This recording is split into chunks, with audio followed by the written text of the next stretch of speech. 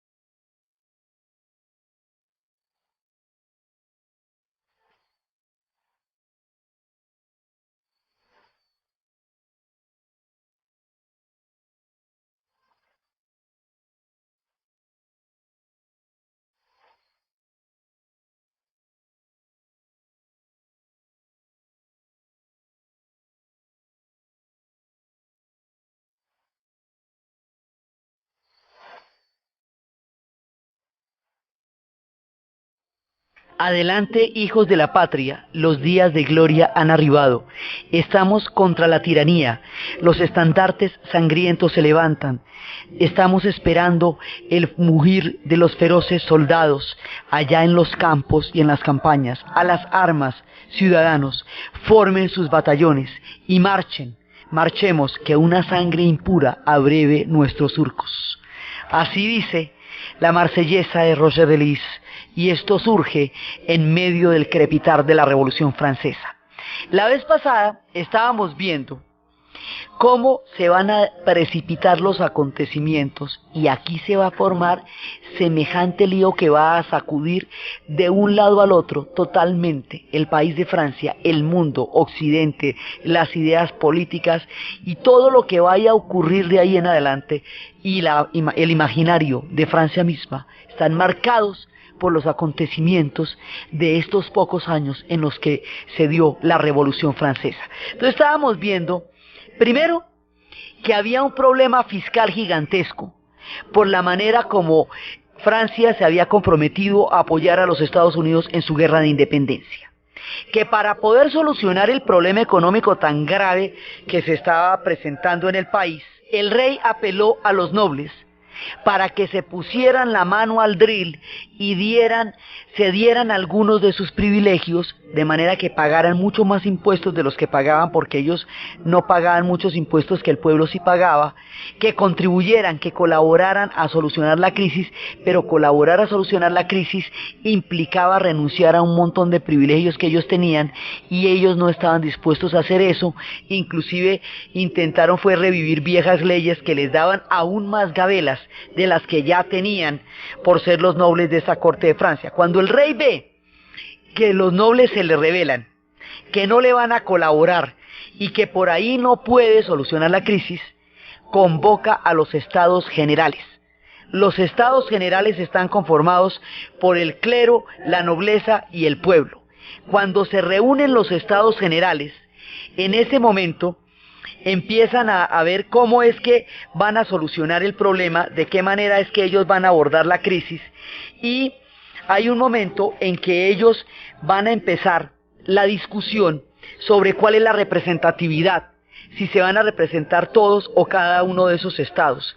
Y es en ese momento cuando el pueblo se da cuenta que ellos tienen una representación propia, que ellos son la mayoría, y se forman como dos bloques: un bloque de la nobleza y el clero y el rey, y otro del pueblo.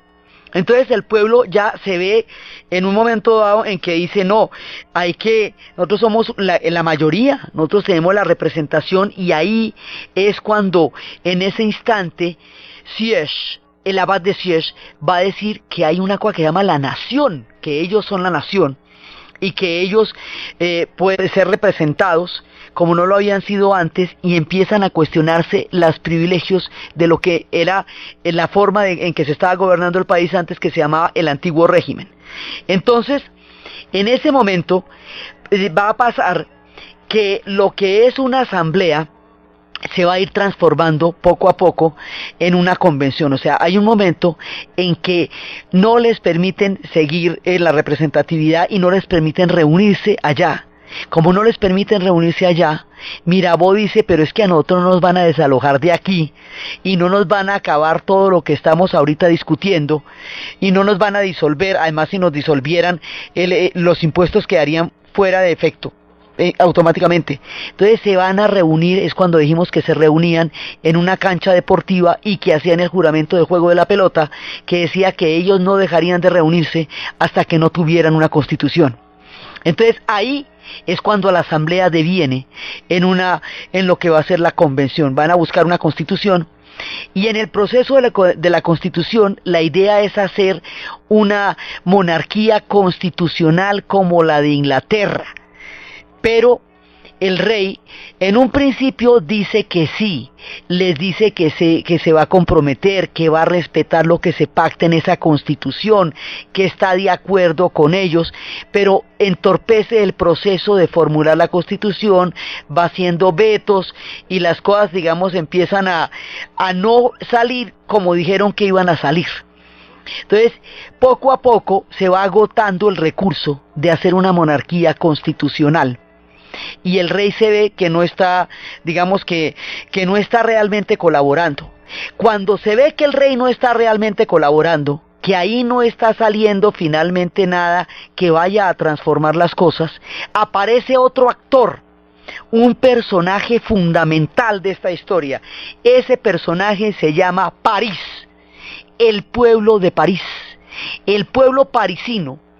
Estaba pendiente del resultado de lo que se estaba discutiendo en Versalles, porque esta primera asamblea es en Versalles, eso está a una distancia de París, se acuerda que la corte la habían puesto por allá, y mientras tanto el pueblo parisino está esperando a que de ahí salga algo, se desespera de que no sale nada, no le va creyendo al rey porque el rey parece que se estuviera echando de para atrás con las cosas que dice.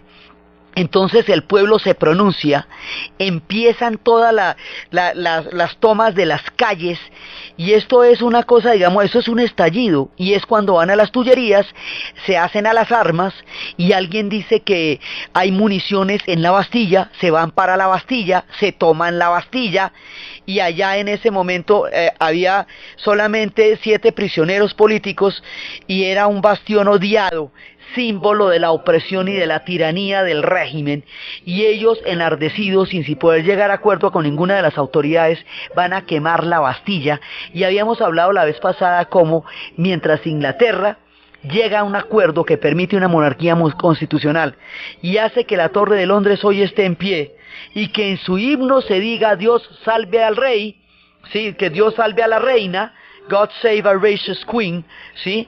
Mientras el himno de Inglaterra es tutelar de la figura del rey o la reina, en Francia el himno es tutelar del ciudadano y la Bastilla cayó en llamas y no queda nada.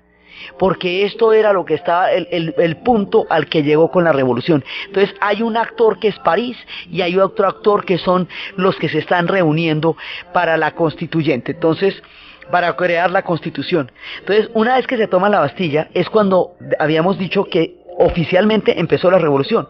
Como eso ocurre el 14 de julio de 1789, ese es el día que quedó marcado históricamente como el día que comenzó la Revolución Francesa y es el día que los franceses celebran como el día como su día nacional.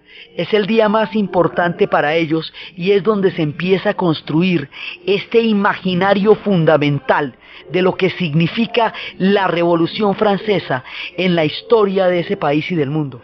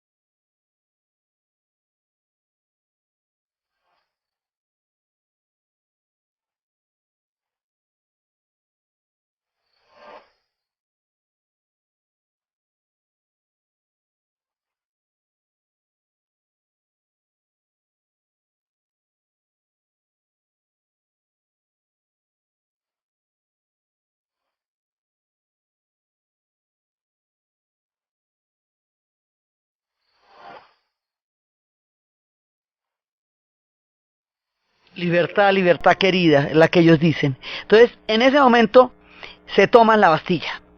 Y después de que pasa eso, logran traer al rey y a la corte y toda la asamblea, traerla para París. Porque no se sabe qué está pasando al otro lado. Entonces la vamos a traer para París, que es donde están dándose la comuna, la rebelión, la toma. Cuando se está dando en París, en ese momento, es cuando el rey intenta huir. Ya con la idea de que el rey intenta huir, que es cuando por eso lo trajeron a París también, es cuando les había contado que van a mirar el palacio y se van a encontrar con los cofres que tienen la prueba de que el rey no solamente no piensa en tomarse en serio la Constitución, no solamente no le va a cumplir al pueblo francés su palabra, sino que además está haciendo una conspiración con el resto de las monarquías de Europa para que ataquen la nación y acaben con esto que está empezando a suceder. Cuando se dan cuenta de eso, entonces es cuando se toma la decisión de se va a votar a ver si decapitan o no al rey, porque el rey ha perdido todo chance, toda credibilidad y la prueba de traición y la amenaza real en la cual ellos están sometidos, porque es que eso está lleno de ejércitos por todos lados que están listos a invadir Francia porque el rey los llamó. Entonces ahí es cuando las cosas se van a poner realmente complicadas y es cuando se va a discutir qué se va a hacer con el señor, cómo hacemos porque es un traidor. Entonces, mientras tanto, o sea, porque se están dando los escenarios del pueblo en armas, en la toma, en la comuna, y mientras tanto, en la Asamblea Nacional se está produciendo la Declaración de los Derechos del Hombre y del Ciudadano, y esa Declaración de los Derechos del Hombre y del Ciudadano es lo que van a ser los derechos del hombre, y digamos lo que se está realmente lo que se está discutiendo allá son las cosas más importantes. Se están discutiendo ya en lo que era la Asamblea Nacional, que se va a volver una convención, se están discutiendo varios puntos. Primero, como van a crear otro país, porque se acaba la monarquía, esto era el absolutismo monárquico. Entonces, si no va a haber rey, ¿qué va a pasar aquí? Entonces esto se va a volver una república y vamos a tener una constitución que la va a convertir en una república. Si se va a volver una república, no ha habido una república en Europa desde Roma. Desde los tiempos de la República Romana no se había vuelto a ensayar el tema. Entonces, como lo vamos a hacer, entonces ¿qué? Vamos a hacerlo con las provincias que vienen de lejos, o representando a todas las provincias, o lo vamos a hacer centralizado. El tema del centralismo o del federalismo es lo que se está discutiendo aquí en el momento de la convención, y es por eso que vienen los debates que nosotros tendríamos después de nuestra independencia, también sobre si seríamos un país centralista o federalista, y esos debates se van a dar en toda la América Latina, porque eso determina qué tipo de institucionalidad va a tener usted. Entonces no es un debate superfluo, es un debate fundamental porque determina el carácter institucional de lo que están haciendo ahorita, que es un país. Juzgamos al rey, ¿qué vamos a hacer con el rey? El problema de cómo juzgarlo. El problema de la amenaza que se enfrenta, ¿cómo vamos a hacer? Entonces, alrededor de estos puntos se van a dar las alineaciones. Y las alineaciones, o sea, quién está de acuerdo con quién, van a llamarse por los girondinos, que se llamaban así por una provincia de Francia. Estos girondinos que representan los oficios, que representan una naciente burguesía, digamos, ellos van a ocupar una parte. Vamos a situarnos en el recinto de la asamblea. El recinto de la asamblea tiene unas graderías. En esas graderías hay una parte que es la más alta, otra que es más bajita y otra que es plana. Entonces, en una parte de las graderías se van a hacer los girondinos, que se llaman así por la región francesa. En otra parte de las gradas, pero en la parte más alta, se van a hacer los jacobinos. Y esos jacobinos, que son los que vienen de los clubes, de la comuna, de los cordeleros, esos jacobinos se van a llamar a sí mismos la montaña, porque están en la parte más alta de las graderías del lugar donde está teniendo objeto la asamblea. Y los que están abajo, en la parte plana, lo llaman la llanura. Es una manera, digamos, geográfica de denominar un recinto político donde se están discutiendo todas las ideas. Entonces, los jacobinos que vienen por clubes van a ser, como habíamos visto la vez pasada, la gente más radical digamos, el ala extrema de la revolución, y empiezan a darse todas las discusiones, y todo lo que se está discutiendo tiene como evangelio, decían en uno de los análisis sobre la revolución, que detrás de esto estaba la enciclopedia, decía Luis Madden en Los hombres de la Revolución Francesa, y que lo que tenían como evangelio era el contrato social y la enciclopedia. O sea, aquí se están discutiendo las ideas que van a transformar el mundo, el contenido de qué es ser un ciudadano, de la libertad de expresión, de la libertad, del derecho a la integridad física, de las instituciones. De ahí se van dando todas las tendencias políticas, de las separaciones de poderes, desde el momento en que Montesquieu fortalecía lo que se llamaría después una derecha constitucional, hasta los jacobinos que van a ser la izquierda, alimentados ya por las ideas de Rousseau. Los enciclopedistas están detrás de todo esto, son sus ideas las que se están debatiendo en la asamblea, y eso es lo que va a hacer esta revolución tan fuerte, las ideas que tiene detrás. Más adelante, cuando ya estén los ejércitos de Napoleón enfrentados al resto de Europa, van a decir, ellos temen mucho más a nuestras ideas que a nuestros ejércitos. Eso era, digamos, eran ideas sumamente transgresoras para un orden monárquico. Entonces todos los contenidos de esto es lo que se está debatiendo a los alaridos, todo el mundo hablando al mismo tiempo, puesto el gorro rojo en la cabeza, que me habíamos dicho que era el que tenían los esclavos en Roma cuando les iban a dar su libertad, todos a los alaridos, pero lo que se está discutiendo es la formación del mundo político moderno en esta asamblea y en estas graderías.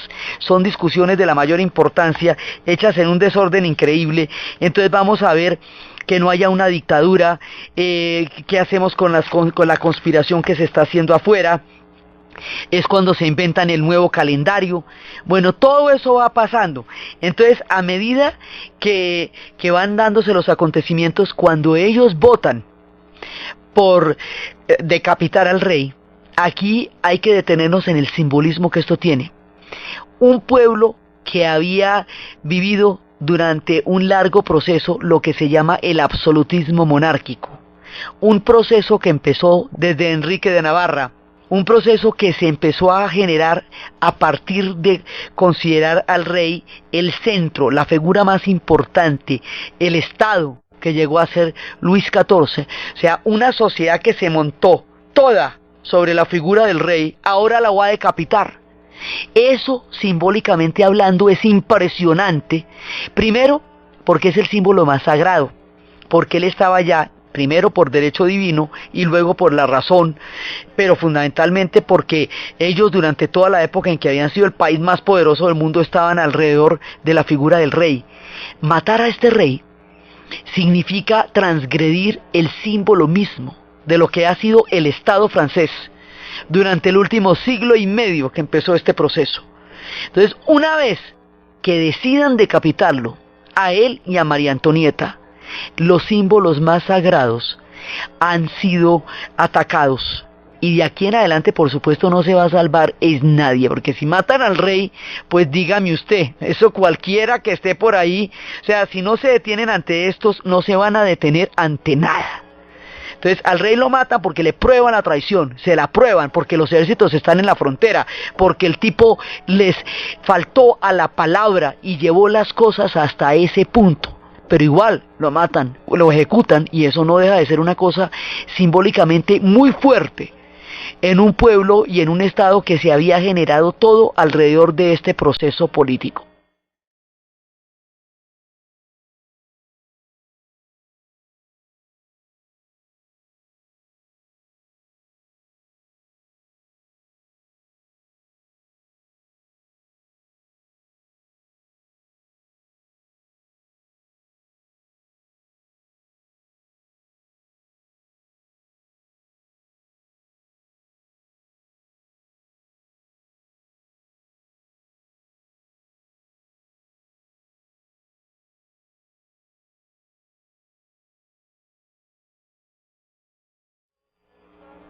Entonces, como hay una amenaza real, como hay ejércitos en las fronteras, esto va a radicalizar alas de la convención, y durante el tiempo del gobierno de la convención se va a montar en el poder una cosa que se llama el Comité de Salud Pública.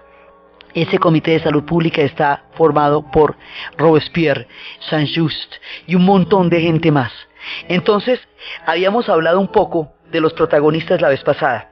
Habíamos contado cómo Marat era un tipo sumamente radical y era un publicista, digamos, de la revolución a través de la prensa, del periódico y todo eso, y que él es tempranamente asesinado por la figura de Carlota Cordel mientras estaba en la bañera.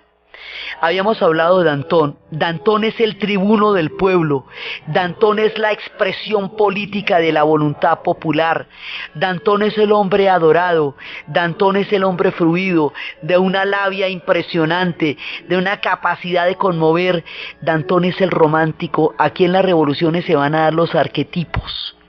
Uno de los arquetipos, es decir, personajes que van a estar presentes en todas las siguientes revoluciones, con el nombre que tengan, en la historia que tengan, en el país que pase. Uno de ellos es este arquetipo que es Danton, que son los románticos, los utópicos, porque las revoluciones son conspiraciones, sí, pero las revoluciones también son utopías y son sueños, y por eso movilizan tantos sentimientos. Él representa el sentimiento del pueblo de una manera apasionada, es un hombre apasionadísimo.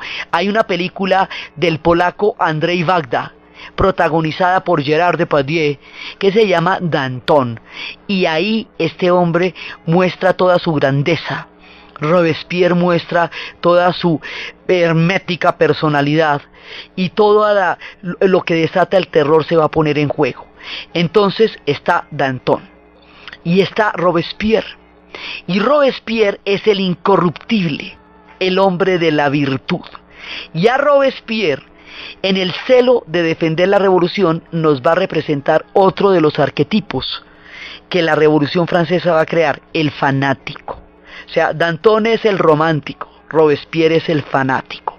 El fanático es el que cree que él tiene una superioridad moral, que él es el que sabe cuál es el verdadero destino de la revolución y cómo es que tiene que protegerla de todos los enemigos y conspiradores que van a estar amenazándola. Y es cuando este hombre, con este carácter fanático, ese tipo de fanáticos lo hemos visto en todas partes. Era Calvino en nombre de la religión, es Robespierre en nombre de la virtud y del poder cívico, y son muchos otros en nombre de muchas otras cosas. Pero lo que es común es la actitud de creer que usted tiene la superioridad moral para poder acabar con todos los demás. Es aquí cuando se monta el régimen del terror. Todo esto durante el gobierno de la convención. Se monta el régimen de terror a partir de un organismo que se llama el Comité de Salud Pública. Y ellos lo que hacen es una lista de quién es el mal ciudadano. Y en esa lista va todo el mundo. Entonces, primero decapitaron al rey y a María Antonieta. Luego van por la nobleza y la decapitan a toda. Y la guillotina no descansa ni de día ni de noche. Y ahí es cuando les cuento que son como 20.000 los que van a decapitar. Y en el momento que están decapitando tanta gente, hay una mujer noble que ha perfeccionado la técnica de la cera. Esa mujer noble que ha perfeccionado la técnica de la cera se llama Madame Tussaud. Y ella lo que hacía era reproducir los rostros en cera de una manera idéntica. Los nobles le van a encargar a ella que haga sus rostros para que quede alguna huella de ellos, ya que sus cabezas van a rodar diariamente con la guillotina en París. Entonces ella desarrolla esta técnica en las circunstancias tan terribles que les estoy contando, y cuando ya le vaya a llegar el turno a ella, porque la revolución no va a perdonar a nadie, en ese momento ella se va para Londres, y cuando llega a Londres, allá lleva su técnica, y esto va a ser el Museo de Cera de Londres, que por esta mujer se llama Madame Tussaud. El museo se llama así, Madame Tussaud. Y es esta mujer con la técnica de la cera, recordando a los que iban a ser decapitados, la que va a producir una de las maravillas de la ciudad de Londres, que es la manera como la humanidad hoy día se inmortaliza a través del gran museo de cera de Londres. Entonces, el terror se va apoderando de todos, porque hay un momento en que esta revolución empieza a creer que todo el que no cree en ella, de la manera como Robespierre dice, es un traidor. O sea, polariza de tal manera, y esto se va a repetir en todas las revoluciones, que no puede haber disidencia. que usted no puede pensar que está en desacuerdo con el ciudadano Robespierre, porque entonces usted es un contrarrevolucionario, es un conspirador, es un aristócrata, es un traidor, es un indulgente. O sea, no, Mal Ciudadano era un tipo que fuera indulgente, digamos, que no fuera, que fuera conciliador o que fuera indulgente de alguna manera. Entonces a Danton lo consideraban indulgente porque cuando se carean Robespierre y Danton, en una escena que en la película es magistral, Danton le dice: yo no lo voy a seguir a usted hasta el terror. Yo prefiero que me guillotinen a yo seguir guillotinando gente. Yo no lo voy a seguir a usted en esa vuelta tan terrible. Y él le dice: pero yo lo estoy invitando. Dice: no, yo no le acepto esa invitación. Yo no me voy a meter ahí. Dice: pero usted tampoco está exento de participación en el terror. Usted también participó en matanzas. Dice: sí, yo también participé en las matanzas. Pero yo ya no creo en eso y yo no me voy para allá. Y en ese lado oscuro no me voy a meter. Y es por eso que a Danton lo van a matar. Lo van a decapitar también. Entonces en la lista empieza a aparecer todo el mundo. Entonces, es más, aquí empiezan a elaborarse consignas tan supremamente peligrosas, tan terribles, tan absolutamente increíbles, como aquella consigna que después sería verdaderamente notoria, que decía: el terror sin la virtud es funesto, la virtud sin el terror es impotente. Entonces, bueno, usted medíteme en esa frasecita. Y la otra: que muera cualquier cosa menos un principio. Entonces, si ustedes ponen ese plan, puede justificar desde la guillotina hasta el terrorismo. Porque pues cualquier cosa esa se hace en nombre de los principios y las personas se vuelven símbolos de principios que deben morir en tantos símbolos. Esto tiene el problema de que acabamos de redactar los derechos humanos y la gente tiene el derecho a la libre expresión y tiene el derecho al libre pensamiento y a la integridad física, y estamos elaborando lo que van a ser los estados de derecho, en el cual se presume la inocencia de una persona hasta que se pueda probar su culpabilidad. Cuando se hace un juicio revolucionario como los que se hicieron en el régimen del terror, las personas no alcanzan a probar su inocencia porque la guillotina no da espera. Entonces, si la revolución no defendiera esos principios, no se vería tan comprometida al pisotearlos durante el régimen del terror. Por eso es que es la paradoja, ¿sí ve? Porque usted dice que está haciendo una revolución contra la tiranía y está guillotinando a toda la gente que está en desacuerdo con usted. Usted dice que está haciendo una revolución por el derecho a la vida y está guillotinando a la gente. Usted dice que es por el proceso de las ideas y va a empezar la censura de prensa. Entonces, esa contradicción es la que va a hacer que el terror vaya a tener esa significación tan profunda y tan miedosa, digámoslo así, dentro del imaginario francés, porque es que ahí nos estamos saliendo del cauce de lo que significa la revolución, todo por defender la revolución, todo por defender las ideas. Este esquema es muy peligroso, porque es con ese esquema que se han hecho todas las matanzas que usted quiera. Desde la Revolución Francesa, Paredones, hasta el genocidio de Pol Pot, que consideraba que como él era el único que entendía la Revolución Cambodiana, iba a acabar en el siglo XX, en los años 70, con todas las personas que hablaran francés, que fueran intelectuales, que fueran mayores de 30 años, y bueno, acabó con 3 millones de personas de 7 que tenía Camboya. El régimen de terror iba a acabar con Raimundo todo el mundo, y con los primeros que acabó fue con los mismos que hicieron la revolución. Por eso estábamos hablando la vez pasada de Cronos, de la figura de que la revolución se pone como Cronos, que devora a sus propios hijos, porque el terror es la revolución devorándose a sí misma, sí, matando a la misma gente que la hizo. No es que Danton era de los hombres centrales, de los pilares de la revolución. Entonces, ¿cómo lo va a matar por contrarrevolucionario que por indulgente, si Danton es la revolución? Él le decía: ¿y usted qué quiere, el poder? Dice: no, es que yo tengo el poder, le decía Robespierre. Yo tengo el poder porque yo soy el hombre de la calle, porque yo soy el francés. Usted es un tipo que ni toma, ni rumbea, ni le gustan las viejas, ni nada. ¿Usted qué va a entender al pueblo francés? Usted hay todo tieso, todo incorruptible, sentado en una mesa, y el pueblo es otra cosa.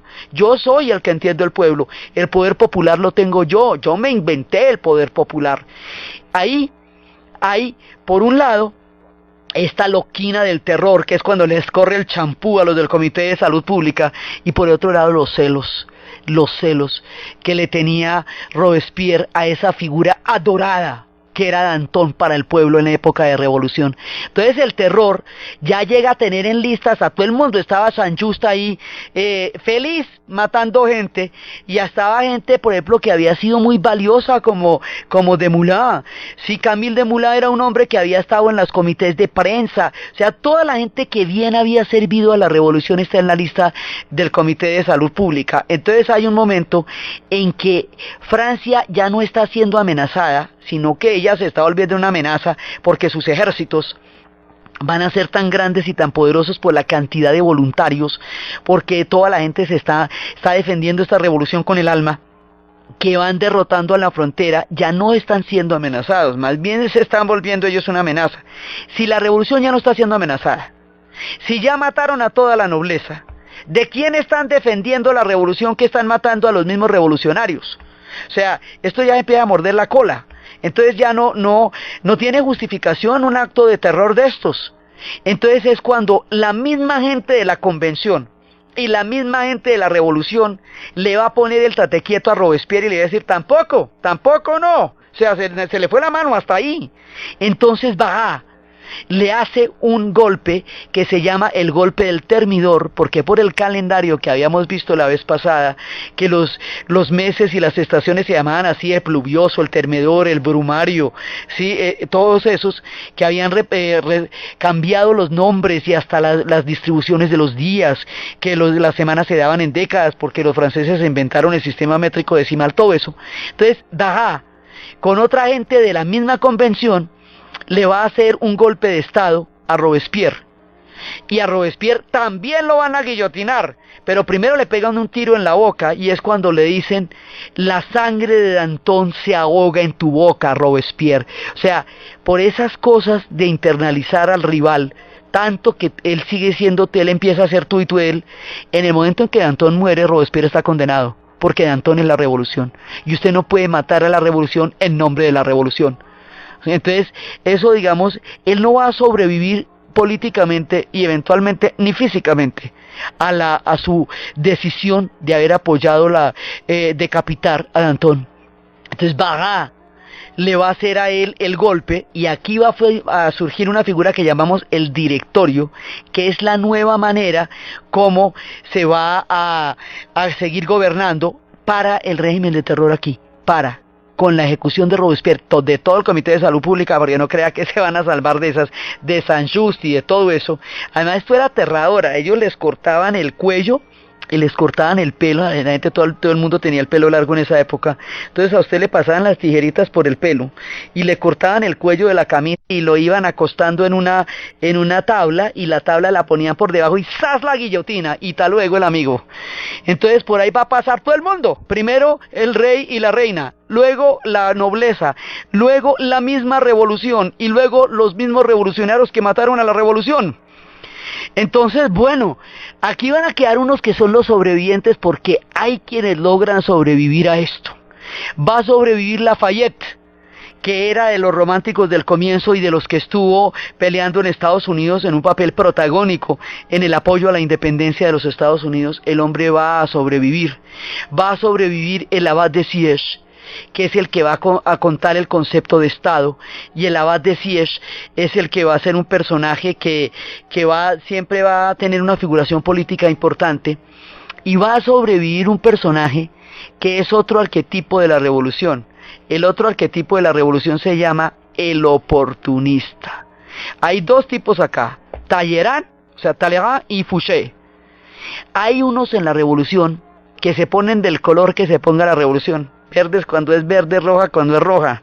Entonces este personaje va a ser un tipo que es un camaleón político, y va a hacer todo lo que usted diga en todos los momentos. O sea, él va a ser parte del directorio, él va a ser luego embajador en Londres cuando las cosas... Primero era un abad, era un clérigo. Entonces él va a tener una idea sobre cómo solucionar el tema de la crisis financiera, que a todas estas no lo hemos solucionado, eso sigue ahí. Sí, que fue por la razón por la que se convocó a los estados generales y a la nobleza de todo el mundo. ¿Sabe cómo? Él va a expropiar, él siendo un abad, va a expropiar a la iglesia francesa, y con el billete de la iglesia francesa se va a financiar la revolución. Pero no la expropia, o sea, no es que declare que haya una diferencia de relaciones entre el Estado y la Iglesia, que es lo que va a pasar después en la modernidad. No, es que él separa la Iglesia francesa de Roma, crea una iglesia aparte. Como en la época, digamos, era un viejo sueño de un cristianismo francés que ellos alimentaban desde los tiempos de los papas de Aviñón. De todos los 70 años que los papas estuvieron fue en Aviñón, que era que ellos eran como, tenían un cristianismo que era más francés que romano, siempre la rivalidad con Roma. Entonces el hombre parte la iglesia de Roma, pero sigue siendo una iglesia católica, o sea, ahí no hay diferencias teológicas de ninguna, sino que forma una iglesia cristiana católica reformada de él allá, ¿sí? Y con el billete de la iglesia, siendo el abad, es con que van a financiar la revolución. Entonces, primero es abad, luego va a ser miembro del directorio, luego va a ser ministro de los jacobinos, luego va a ser ministro del consulado, luego va a ser ministro de Napoleón, luego cuando caiga Napoleón va a ser parte del gobierno provisional, luego cuando vuelva Napoleón va a ser ministro de Napoleón, luego cuando se dé la restauración va a ser el representante de Francia en Viena cuando venga el nuevo orden postnapoleónico. El man se pone como toca, dice lo que toca, es un personaje cojo. Como era cojo, no servía ni para guerrero ni para galán, porque los galanes necesitan bailar y los guerreros necesitan alzar la espada, y el hombre era cojo, entonces por eso lo metieron a cura, y entonces el hombre desde la abadía va a hacer toda esta vuelta, y este personaje va a sobrevivir a todo y a todos. Es un patelán, el hombre es discreto, tiene un bajo perfil, escucha todo, habla al oído. Si después cuando al directorio le vaya a hacer un golpe de estado Napoleón, que es lo que va a ser el 18 Brumario por el calendario, este tipo va a estar en el golpe que le va a hacer Napoleón al directorio, que se va a llamar el consulado. ¿Sí? Y antes estaba en el directorio cuando echó el cuento de la iglesia. ¿Sí me entiende? El hombre siempre está mirando hacia dónde es el viraje de la historia, y tiene una pata en el viraje. Tiene una pata donde se están dando las cosas y la otra donde se van a dar. Y siempre coge el tren que está saliendo y se monta ahí y cambia de discurso como toque cuando toque. Este personaje tan oportunista y tan inescrupuloso es el que va a terminar salvando a Francia después de la era napoleónica, cuando la quieran despedazar, porque él es el que va a pactar en Viena unas condiciones medianamente dignas para que no la hagan de almuerzo.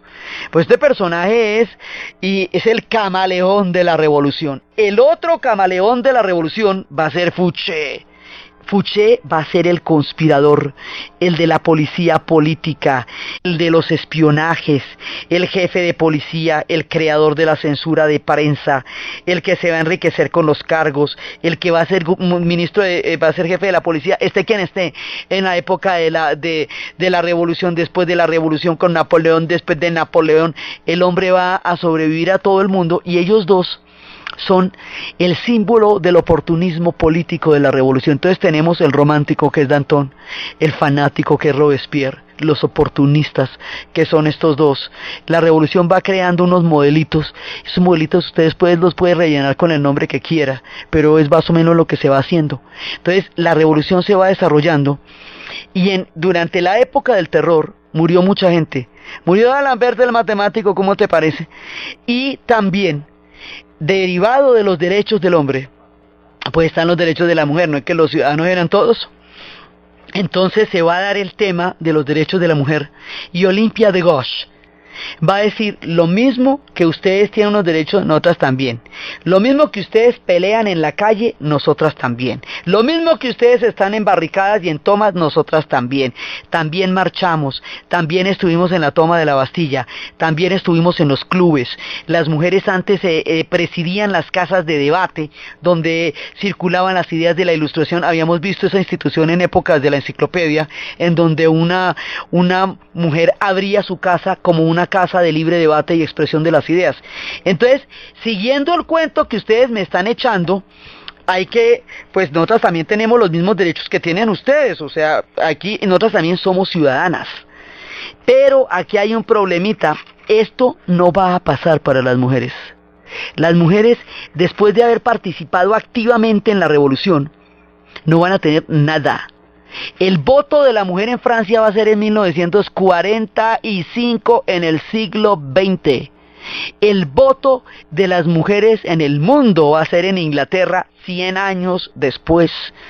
Se quedan con las manos vacías. Los viejos prejuicios que decían cosas tan aterradoras como las que afirmaba Michelet.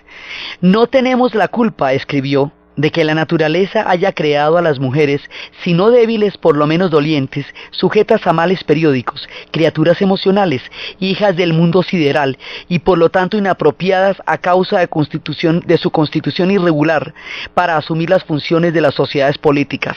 Entonces, esa era la vuelta que pensaban en ese momento en la misma sociedad donde se hizo la ley sálica, y donde, pues por eso es que más adelante los movimientos feministas van a surgir en Francia, y Simone de Beauvoir y todo el mundo, porque con esta vuelta estuvieron a los bordes de ser ciudadanas, a punto, y hubiera sido muy distinta nuestra suerte si hubiera triunfado los derechos de la mujer en la Revolución Francesa, porque 200 años antes hubiéramos participado en la vida pública y no hubiéramos estado vetadas durante tanto tiempo como lo estuvimos, hasta que se tuvieron que retomar este tipo de reivindicaciones que estaban contenidas dentro de los derechos humanos, teniendo en cuenta que las mujeres también estábamos allá.